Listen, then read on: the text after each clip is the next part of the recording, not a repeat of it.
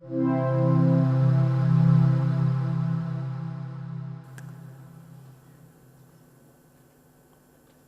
quick about myself, I have a background in industrial design. I've been very fortunate to work with some really prestigious companies and teams around the world. And today I would like to talk to you about kind of like my experience at a company called Nest that I initially joined as a startup and that ultimately led as the design team as the head of industrial design. And the focus of my talk today is around rethinking unloved products. And I would like to give you a little bit of insight into like how a new company is formed and how we kind of like created like a mission that ultimately kind of led how we would establish a new kind of like vision and a new company from scratch. The company Nest was founded by a technologist, enthusiast, and a lot of former people from Apple. And they kind of like moved on from that company and wanted to use their experience to do good and reinvent the home. And the very first product we focus on is a thermostat. That's not the product we designed, but that was kind of like how thermostat in the United States looked in the year 2011.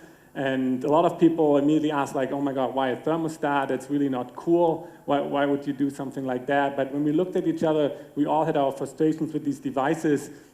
And they were very hard to use and very hard to understand. But on top of that, after doing some research, we kind of learned that they're actually responsible for 44% of like your energy consumption around the home. So there's a lot of potential to actually help people to consume less.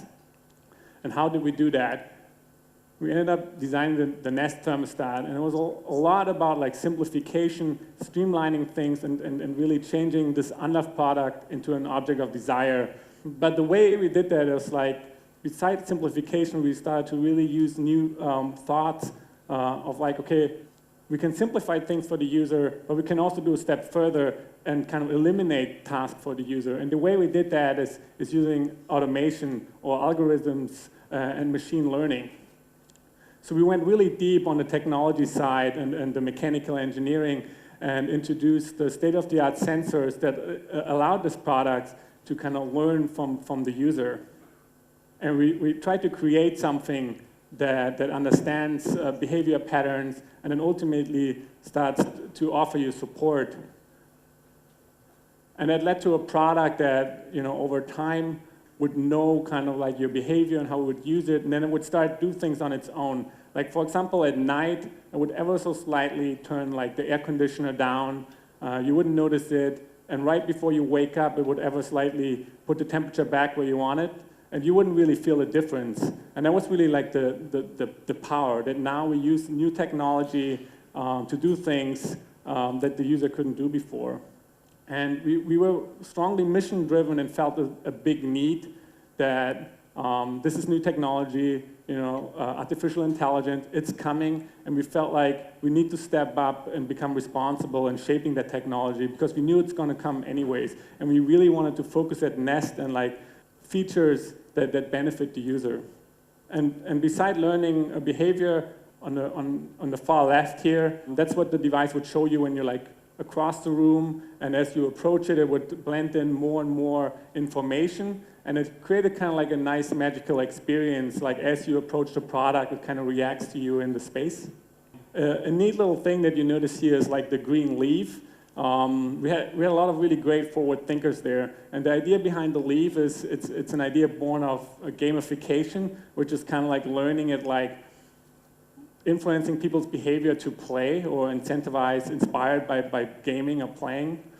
And the way you got the leaf is like basically after using the product for a month or two, it would have a certain baseline and knows kind of like what your preferences are in terms of how hot or cool you would like your room to be. And whenever you would actually perform better in terms of consumption and use less, it would show you the leaf.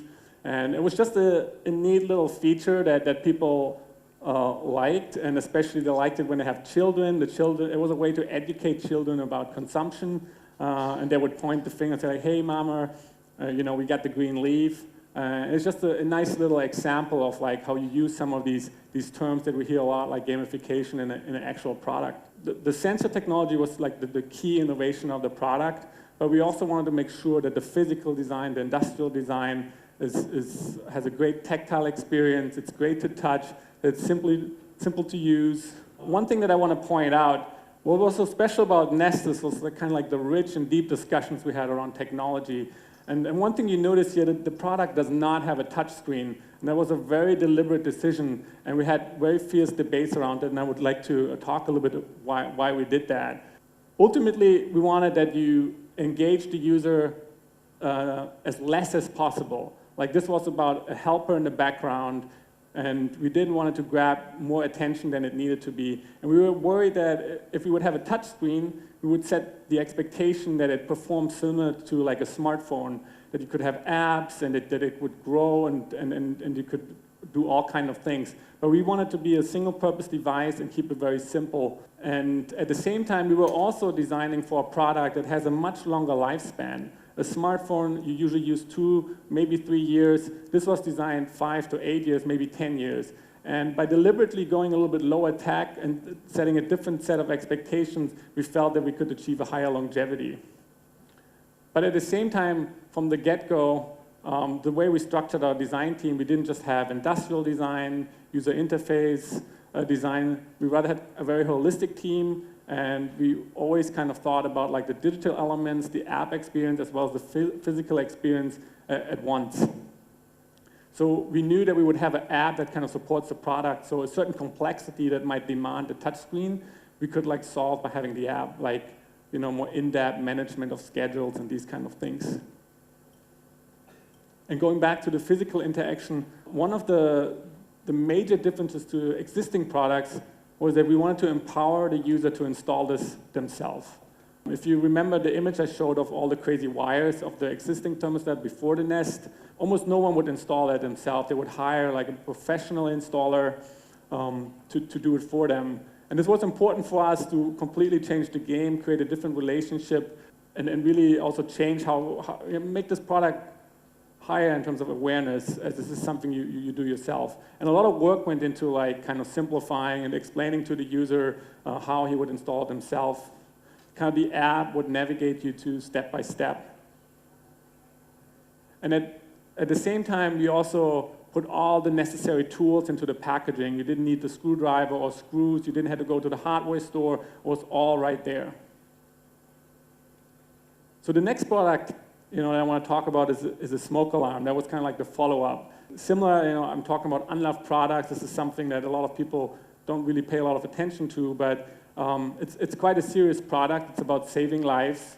But at the same time, we felt like there's a lot of issues with it. In the United States, there's a lot of false alarms with these. They start beeping, and usually what people do is they take the battery out, and then it defeats the purpose of having that device. So if you would actually have a fire breaking out in your building, you wouldn't get noticed. And the other thing is the batteries start running out, and usually people also don't replace them.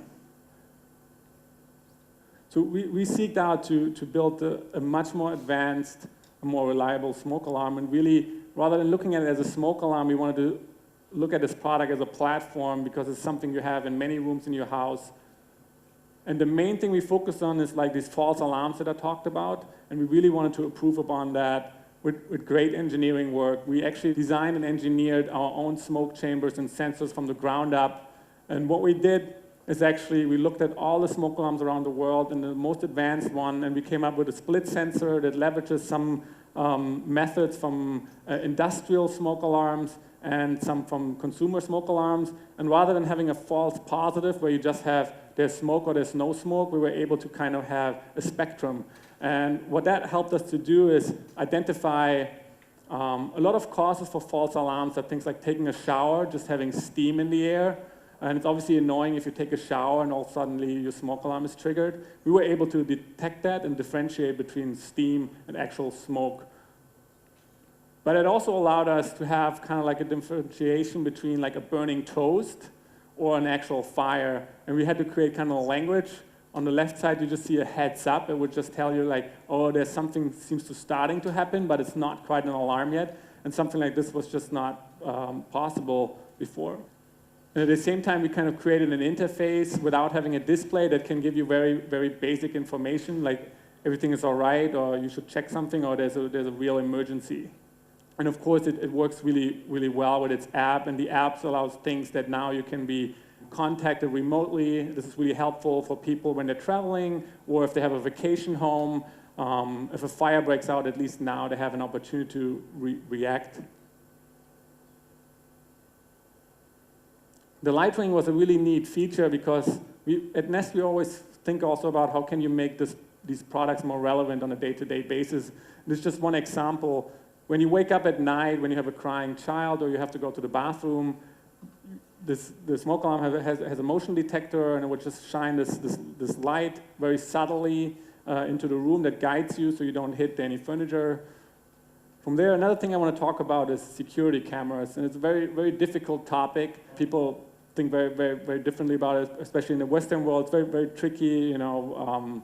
There's a lot of connotations around security, surveillance, being watched at, but at the same time, it's also a very powerful technology, especially when you start thinking about computer vision. And we really wanted to use this power for good. And first, it was really rethinking the industrial design. On the left here, you see our outdoor camera and the inside camera, and one of it was about creating like a design language and bind them together.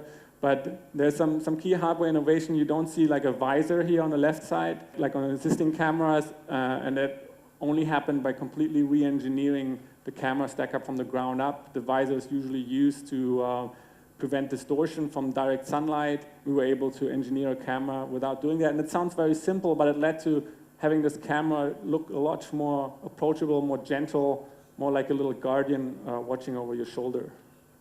Like mentioned, the computer vision aspect was really interesting for us. What can you do once you use computing power to analyze images and provide feedback to the user? And of course, we wanted to make sure that this is a state-of-the-art security camera that would notice faces and detects intruders and make sure that you feel safe.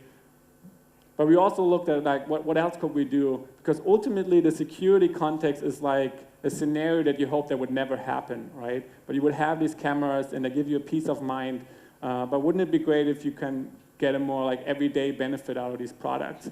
So some things that we looked at is like on the left here is that you use the algorithms to, let's say, observe your plants or your garden, would notify you when you have to cut the grass, or if your plants are healthy or not healthy. And these are all some of the things you can do by leveraging algorithms in computer vision.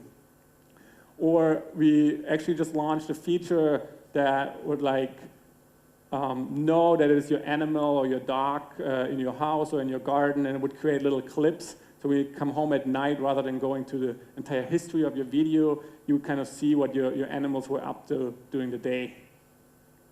And we ended up integrating a microphone and a speaker. It was kind of like a feature initially to get a chance, like if you have an intruder in your house, to approach them and hopefully scare them. But it also led that this camera could be used as a baby monitor, and actually 15% of the people who buy the camera use it as a baby monitor. And it's just really great because it has multiple use cases. But having these technologies in it also allowed us to collaborate with Google and integrate the assistant, so you can ask this camera anything like, what's the weather today, and it would respond. And due to being kind of very central in your home, it's just a nice feature to get an everyday benefit or use out of it. Moving on from that, with this kind of principles in mind, we ended up establishing quite a large portfolio. Nest is not a startup anymore. They got acquired by Google, and it's quite an established company in the US. And one thing that we realized is that we can't build everything ourselves. So we introduced Works with Nest, which allows us to partner with other companies, because ultimately you want to have like a very holistic experience and be able to allow products to work together. Example is like if you take light bulbs from Philips, if there's an alarm triggered by the Nest, your Philips smart light bulbs would also flash red, and they work in synergy and make the core product better. Moving forward, a lot has happened in the space of the connected home. Nest was definitely one of the first kind of disruptors in this area, but by now this is like old news. You know, it's an emerging field. A lot of super interesting stuff is happening there. I think we're just at this point with Nest where we took a turn and felt like, okay, we have to calm things down. You know, there's a lot of startups, and it's sometimes a little bit questionable if their products are that purposeful. And for us, that meant to really think, okay, how can we reduce these products even further and make them as quiet as possible? You know, approaching these home products is different than a smartphone or something you wear on an everyday basis. They ultimately should really be unobtrusive and only, you know, wake up when needed and grab as little attention as possible so you can move on with your daily task. Thank you.